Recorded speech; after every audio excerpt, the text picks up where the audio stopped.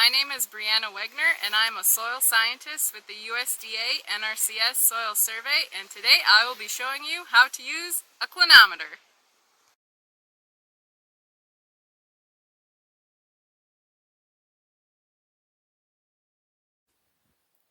Okay, so now we're going to go over the clinometer, which is a sensitive and important piece of equipment that we use, and it is kind of challenging.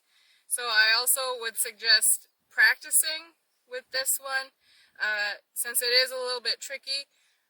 For the state Envirothon competition, we will have stakes set up for you to help show you where you should be shooting slope and to help you with shooting slope. But in today's demonstration, I'm going to be using a shovel.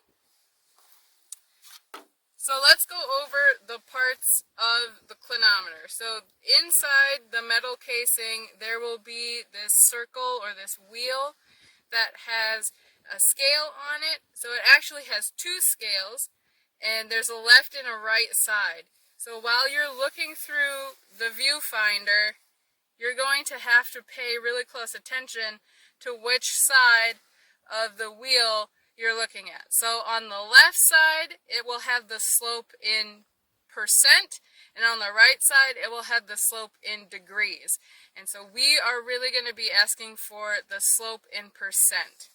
And so we are going to be more concerned with reading the left side of the scale that you will see when you look through the clinometer. So the clinometer, it seems like it's really straightforward to use. You just hold it up to your eye. There's a viewfinder here that you look through, and it's very important that you keep both of your eyes open.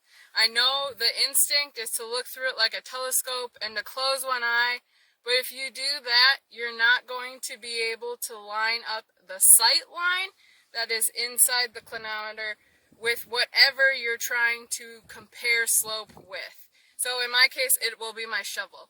For you in an Envirothon competition, it will be another stake. So inside of here, as I said before, there is a sight line. You want to line that up with the top of either your stake or your shovel, or if you have a buddy, wherever your line of sight matches up with that buddy. And so pretty straightforward, but still really tricky because you really got to keep both of your eyes open. You'll look through, line up that sight line, and that's why you need that other eye open so you can see what you're looking at, and then read the left side of the scale bar that is in there. And it's also really important you pay attention to what hand you're holding the clinometer with and which eye you're looking through. Because if you are holding it with your right hand and hold it up to your left eye, you're kind of blocking your line of sight out of your other eye. And same thing if you're holding it up to your right eye and holding it with your left hand.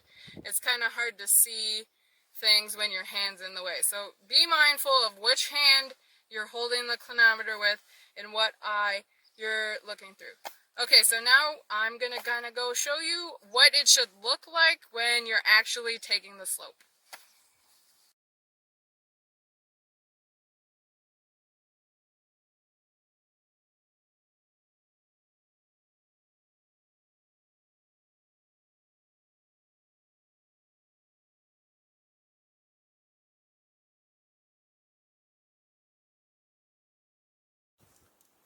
Okay, so I got about 3% slope for that small section of hill over there, and maybe you guys noticed that I knelt down, and that is because this shovel is shorter than I am, and it's really important that your line of sight, so your eyes, is at approximately the same height with whatever you are shooting a slope with or measuring a slope with, because otherwise it's going to skew your reading and the slope measurement, and so that's an important thing.